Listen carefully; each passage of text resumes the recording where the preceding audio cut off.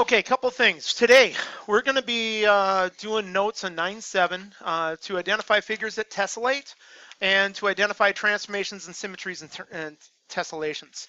Tessellations, the first thing, is a tiling or a covering of the plane by a repeating pattern of figures, and it covers it completely. Okay, so we're on 9.7, it's our last day of notes. This is on page 27, okay? Now, gaps and overlaps. It's all about the idea when we're doing this gaps and overlaps thing, the interior angles of the piece that we're tessellating, they have to add up to 360. If you look at the floor, you'll see you've got tiles on the floor. If you look above you, you've got tiles above you. And the tiles themselves are square, okay? I'm not talking about the rectangular lighting or the rectangular heating shields we have here, but I am talking about when we have them come together in squares. A square has an interior angle value of 90 degrees. I put 4 of them together, 4 times 90, that's 360. So they don't overlap, they don't have a gap, they will tessellate. And you'll notice that some of the more intricate tessellations or shapes as they go through, they're kind of cool looking as you look at them, and you can see them in restaurants, you can see them in museums, you can see them on sidewalks depending on where we're at and what we're doing. So just make sure while you're going through this stuff, a tessellation is this complete covering of the plane by the same figure. Okay? Yeah. Fantastic. So we're very familiar with it. Okay, and it's kind of a neat deal. We can make tessellations out of regular figures and out of just any figure, but we're going to talk about what the restrictions are. Okay, so keep in mind tessellation, and since I've need a little pointer, our tessellation can be made using translations, okay, rotations and reflections, but a translation appears like I slid the figure. A rotation appears like I turned the figure. And a reflection feels like, or seems like I flipped the figure as I go through it, okay? Now, what is the repeating figure in the pattern? That's a little tougher for folks to see, the repeating figure in the pattern. And I want you to pay attention to some of these. Some of them are really unbelievably intricate, and some are very creative and detailed. And then there's some basic ones like in D, okay? It's like, well, geez, this is just right in D's right before it started, okay? Before a design was added. But probably one of the best artists that I know of, it's Tessellation's MC Escher. Okay, if you've seen some of the prints, they have books, and if you can like go online and search Escher prints and tessellations, there's some really neat things, neat pieces that he's created. But as we're looking through here, we look at our base shape here, and I've got people wondering about it. I've got this, 2 turtles, a bird, and a fish as I'm looking through that, and that's repeated 3 times, and it's in a rotation. Okay, if I rotate this original figure here, if I wrote the blue figure around, I'll be able to get and see that rotation. It repeats itself. Okay, super intricate, super creative. Some are easier to see than others, like the lizard. If I look at the lizard tessellates with a rotation. The lizard by itself, there are 6 lizards around in this section. So if I'm looking at this section, I've got the lizard base, but it rotates 6 places here, and then it rotates again around the back leg if you keep looking at rotation. So the lizard rotates.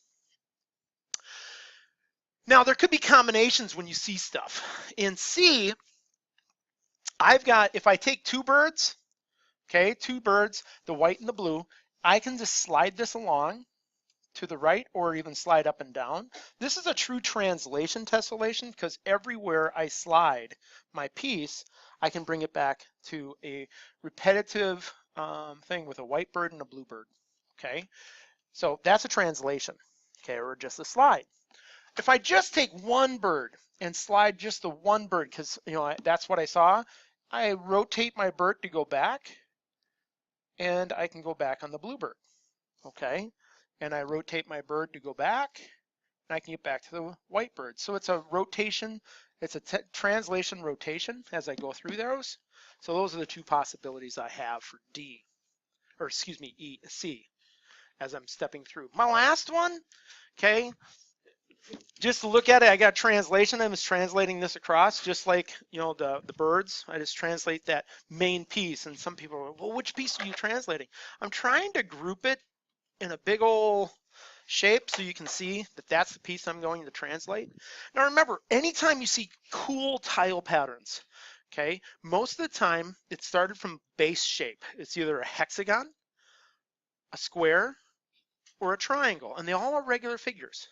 Okay, when you actually see a printed shape that's out there in the public or is continually used, it's either from a regular polygon or they make a stamp. Has anybody seen a cement stamp for like driveway? Instead of putting down tile, you lay cement and you stamp the cement. And that stamp itself is a tessellating stamp. A lot of times they can translate, they can rotate, or they can reflect depending on the design that the homeowner wants. And they'll just continually do that stamp across the job that they're working on. Okay. Really cool effects that they have with those. But as we go on, let's talk about why something has a gap or an overlap.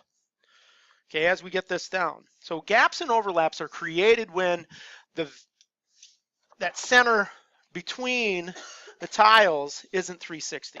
Okay, and I'm going to get rid of this. I forgot to pop that out from last hour. Gaps and overlaps are created because it doesn't add up to 360. If you look at the floor, all four tiles, the corners come together at a point, and all four of those tiles are 90 degrees. 90 plus 90 plus 90 plus 90 is 360. That's how that tessellates. We're going to harken back to chapter 6 and get this information to use. Okay, the interior, single interior angle value is 180 times n minus 2 divided by n. Okay, we did this in chapter 6 as we went through, but remember that value must go into 360 evenly for us to be able to use it, okay, as a tessellation.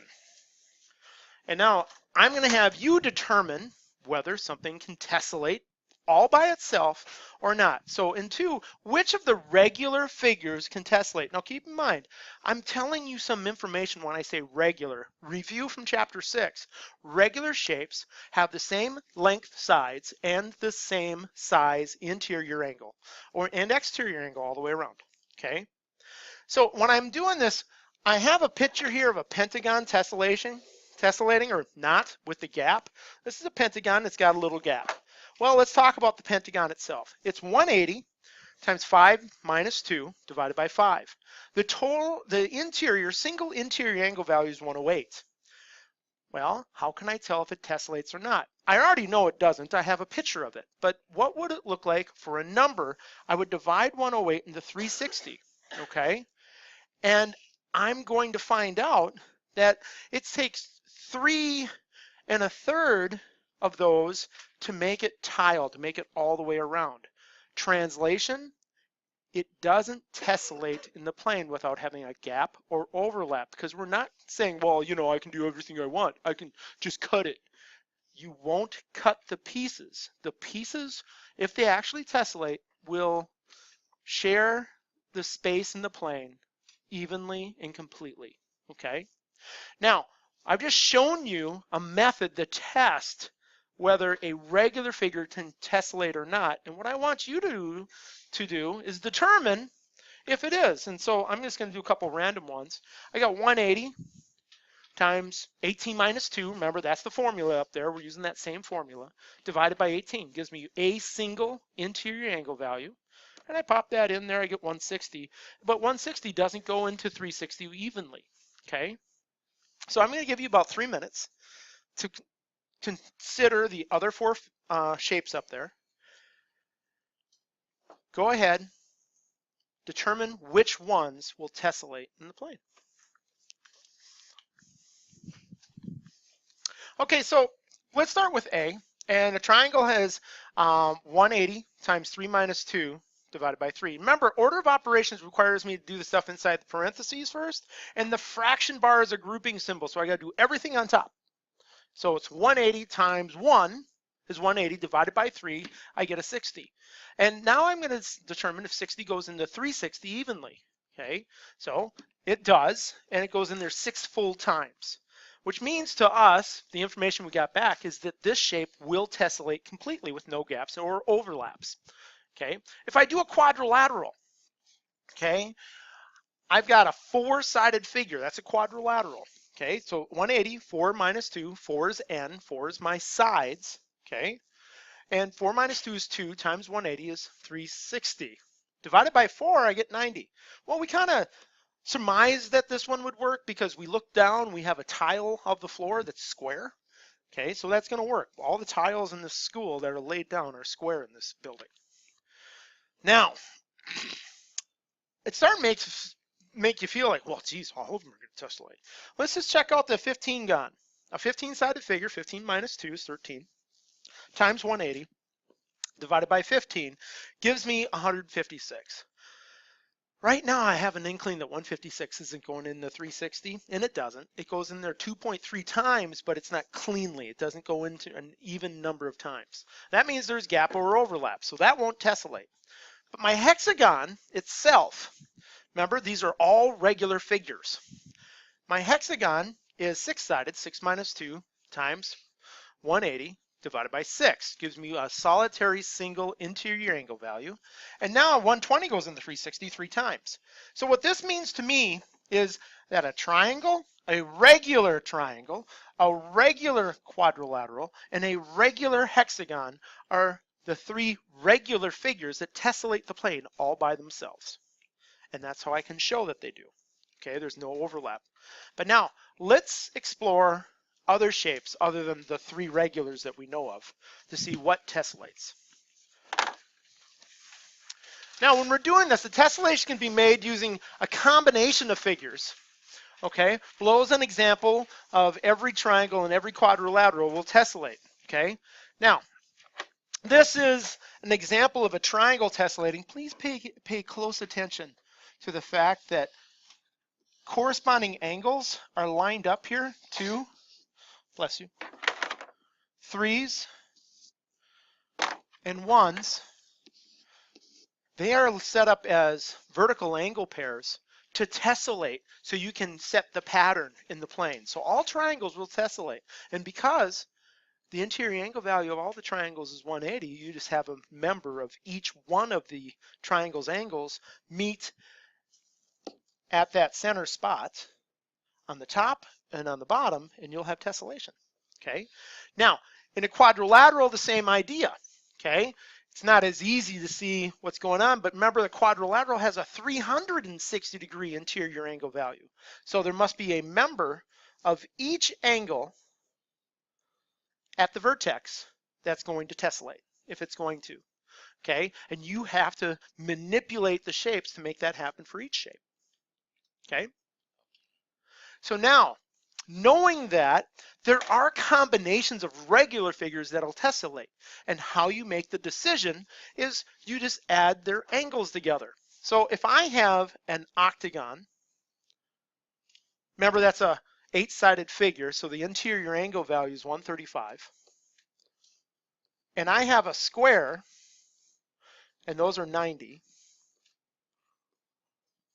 and I have another octagon, so this is 135, 135, 135, 135, 135, 135.